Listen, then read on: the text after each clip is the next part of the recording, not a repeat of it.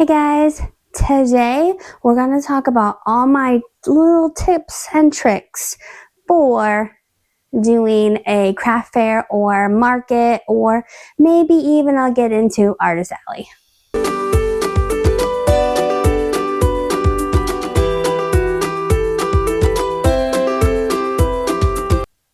Hey guys, welcome back to my channel. My name is Kelly if you are new.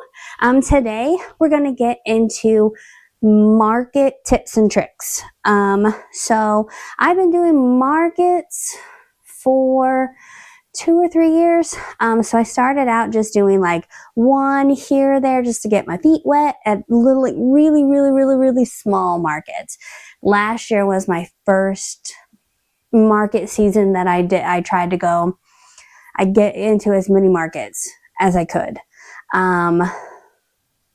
This year, I'm trying to get into more markets. My goal for this year was 1 a month, but it kind of fell so that there was a couple of gaps, but that's okay because they're during the summer. And down here in Tennessee, the summer is very hot. So I do have one at the end of July, but it's indoors. So that's always the way to go during the summer if you can find one inside.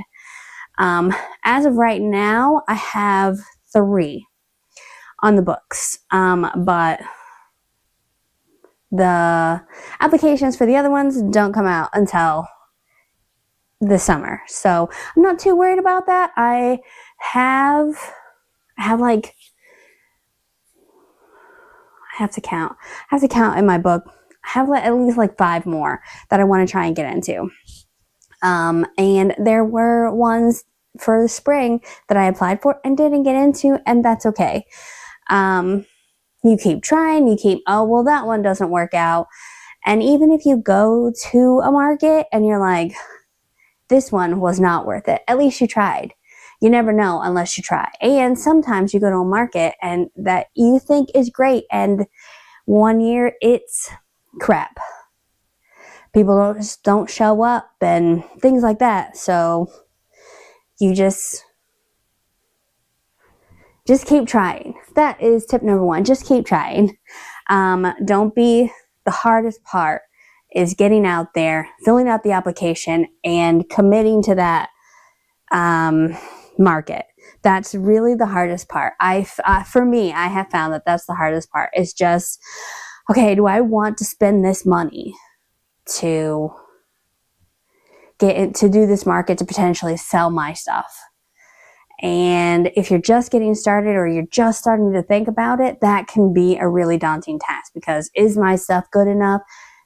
You have to have that confidence to just go out there and try it, because once you get out there and try it, you're gonna absolutely love it.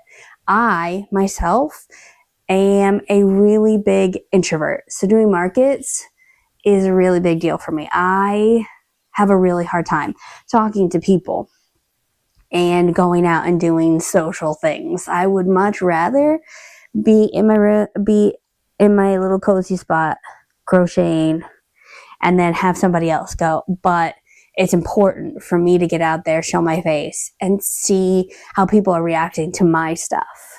And so if I can do it, then you can do it. The next tip, basics. I'm going to get into the absolute basics. Before you do a market, there are some things that you do need. You need tables. You need at least 1 table. I now, after doing several of them, I have several different sizes, because I've come across different markets give you different types of space. So like the one I do at the winery, I pay the extra money and I get the big 10 by 20. So I need a couple of 8-foot tables. I need a couple of 6-foot tables. However, at like when I do Comicon, I need 0 tables, because they provide the table and I'm not allowed to use my own. So I have to hope that their table will hold up. Some of the smaller markets that I do, I only get a 10 by 10 space, and that's pretty average. So I usually use my 8-foot tables and then a 4-foot table. I have a couple of indoor events where the space is smaller than a 10 by 10. So I have to kind of figure it out. But tables. And then, of course, tablecloths, because having just a blank table, it looks more professional. Let me rephrase that. It looks more professional if you have a tablecloth, or just a piece of fabric. It doesn't have to be fancy. Mine are black, because I make brightly colored things and my shelves are brightly colored. So I want my stuff to stand out and the tables to disappear. I've bought several different types of tablecloths throughout the years. I even tried the ones that stretch over the legs that stay in place. I have found those ones are harder to get stuff underneath. So what now I use the ones that drape down and they have an open back, and I'll put up what they look like. I buy them on Amazon. And the tables I get from Walmart or Sam's Club. So tables, tablecloths, and then unless you're doing indoor events, you have a lot of indoor events in your area, then you need a tent. And if you don't already have a tent, I strongly suggest, if you can afford it, to spend the extra money to get one of the easy setup ones that come with the little button inside that you just push up. Because, I mean, that is easy to begin with, but also those ones, the cover stays on it when it's folded up and closed up, stored away. I started off with with a cheaper one, and so I had to unfold it, put that white cover off, and it's not possible to do by yourself. It's not possible to do by yourself. And that one was actually shorter than most tents. So anybody who was above like 6 feet tall had to bend over, or they would hit their head a lot coming into my booth. And I didn't want that. So I spent the money, and I bought the Easy Up. It was about $200. I got mine from Sam's. I don't know if Amazon maybe has one, but I'll show you what mine looks like. Make sure it's Easy Up tent. It's got to have the little push, because especially if you do markets by yourself, that is a really easy way. You can totally do that one by yourself. So, and I would suggest getting a white one. I only came across one market that I applied for that required a white one. But if you start getting into markets and you get into the higher end ones, they're going to require a white one. So I just went for white just in case. It's nice, clean. Some people have paid the money, I've seen have their like logo on it, and that's real fancy. But you get into those higher high-end markets and they don't want that. So those are the basics. You need a table. You need a table, a tablecloth or covering, I would say. I can understand going into it on a budget.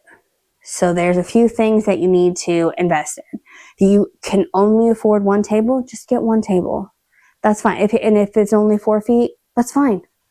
You need something to put your stuff on, is what I'm saying. And then it looks more professional if there's a tablecloth or covering on it.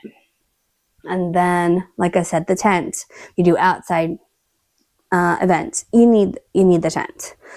Okay, so besides your inventory, whatever you make, you need something to display.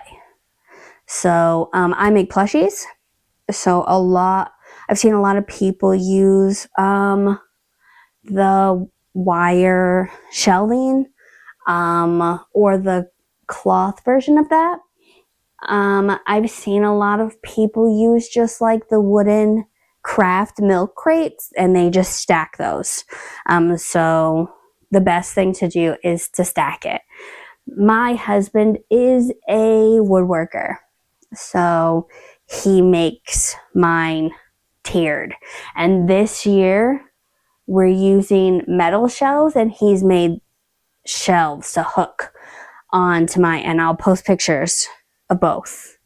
So last year's Comicon, and you can see my tiered shelves, and then what the shelf is going to look like this year for Comicon, and future things. We're trying to make it so that it could be interchangeable for different types of market. If I have a 10 by 20 space, if I have an 8 by 8 space, if I only get one table, because at all the Comicons I am doing, I get one table, and it's usually a 6-foot table. However, they've said, oh yeah, 6 feet, and then you get there and it's an 8-foot table, and you're like, so, but another thing I use are these little collapsible baskets, because I can put my little quick makes, like my little rubber ducks in these, and I also do 3D printing, so I can put my little 3D printed stuff in here. And so I got this. It's like a cake display stand, and it comes apart for easy transport, which is essential. If you can find stuff, because even these, if you can find stuff that can collapse, or like, I think the milk crates can like interweave into each other to make it easier to transport. It would make life easier, your market life easier, if it could be collapsed and then reassembled in a way for your market. More space in your car for inventory. Okay, so the next thing I think is a cash box. Some people, or some way to hold all of your cash. If you've chosen at the beginning to do just cash, totally fine. I've seen people use just like fanny packs, so it's on them all the time. I wanted to have a nice little cash box. I just got this off Amazon, and at the beginning of each market, so I take all the excess cash out, and I make sure I have I start off with a certain number. That helps me know kind of later on when I'm counting how much cash that I've made. Oh my gosh. Okay, so what did I want to say next? Oh, the next thing, let me move that out the way. That's a different thing. The next thing I think is what I would call the survival kit. So you can use just a little tackle box, a caboodle if you're old enough. My husband, like I said, he's a mechanic, he's a woodworker, and he had some of these pack outs that he's no longer using. So I took them. They were just, so if you're going to do electronic point of sale, I use Square, but whatever you choose is fine. Make sure you have chargers and all the things, because if it's a longer market, this will die. So I do carry several of these. They're just little portable chargers. I'm sure there's fancier ones, newer ones. Like there's the ones that just attach to the back of your phone. Those are fine. These are what I have. I've had for years and years and years and years and years and years. So that's what I use. In my little survival kit, I Find my phone. I found a list, like a packing list for so I can keep on track, because I tend to ramble. So in your little tackle box, whatever type of like whatever you want to put your little kit in, it needs to have, you need to have like tape, some rope, some scissors, any type of charger. I always carry some little trash bags. These are, I just bring a roll of the doggy poop bags. I have a dog. I just bring the roll, and then I have an instant little trash bag. I'm gonna get into those in a minute, because those are different. Of course, the charger, hand sanitizer, because money is dirty and gross, and so I always have hand sanitizer. I have one of the little things filled with the way I label, so always have extra, whatever you use to label your stuff. String, if you use string, the little cards or whatever, I use. I'm gonna ramble a little bit. So I use just a little craft card, and I print off the price, and then I stick it on my plushie with a safety pin. It comes off really easy. And then I can reuse those. I always reuse these. That's why there's a pile of them in here. Don't underestimate the things that you might need, because my kit used to be smaller, and as I've done markets, I need more things. Always have wet wipes for the same reason you have hand sanitizer, because money and things are gross. And then getting into this one, I always have sorry about that. First aid kit is what I was going. I had a phone call. And so first aid kit, I have literally had somebody fall right in front of my booth and like skin the crap out of her leg. And I didn't have a proper first aid kit.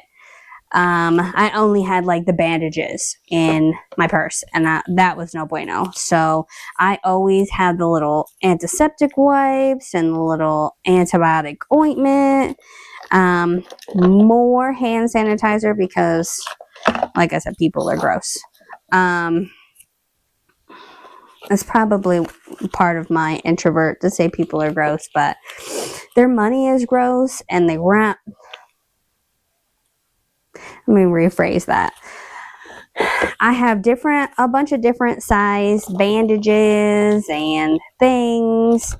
I've got gloves and little tweezers and tape. Sunscreen is a must, because if you're outside, even if you're sheltered by your tent, sunscreen, and deodorant.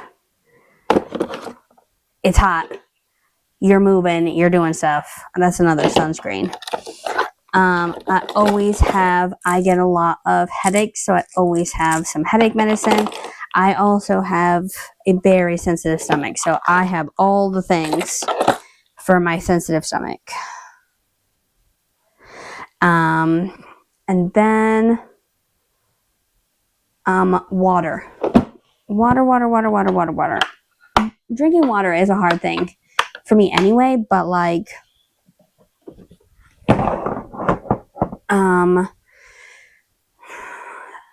the big one I do at the winery is their bathroom, they only have porta potties. So it's like, I really don't want to pee in a porta potty if I don't absolutely have to. So I try and drink enough water so that I stay hydrated and not have to pee 40 million times.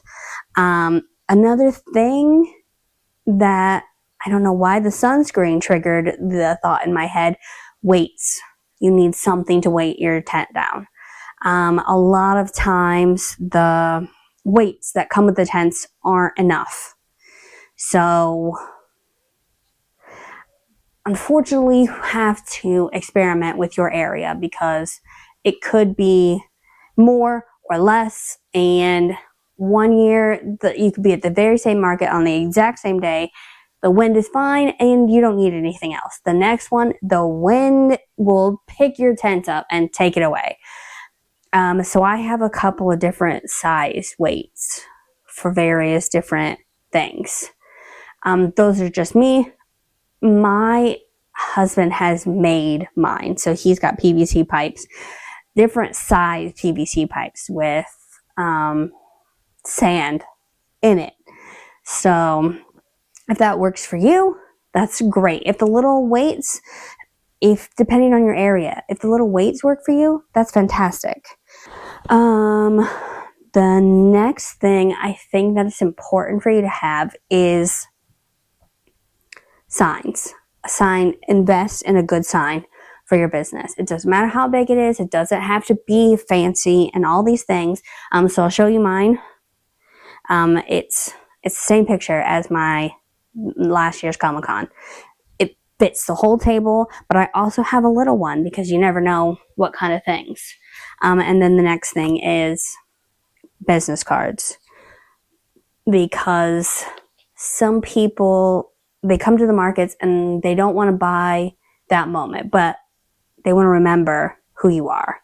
And mine is actually very simple. It just has my name, and then it has my socials, and then my little link tree on the back.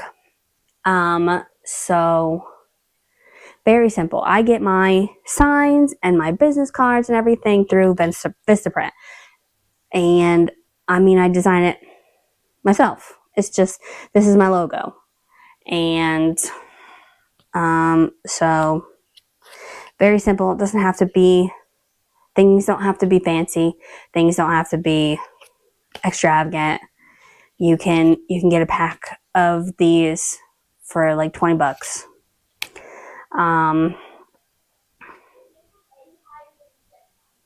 Yeah, you can get a smaller sign if you're on a budget, but something that tells customers coming up that this is who you are. Because I have gotten into a hurry before and I forgot to put my sign up, and people are like, what's your business name? And I'm like, darn. That market was kind of a disaster. They tried to stagger the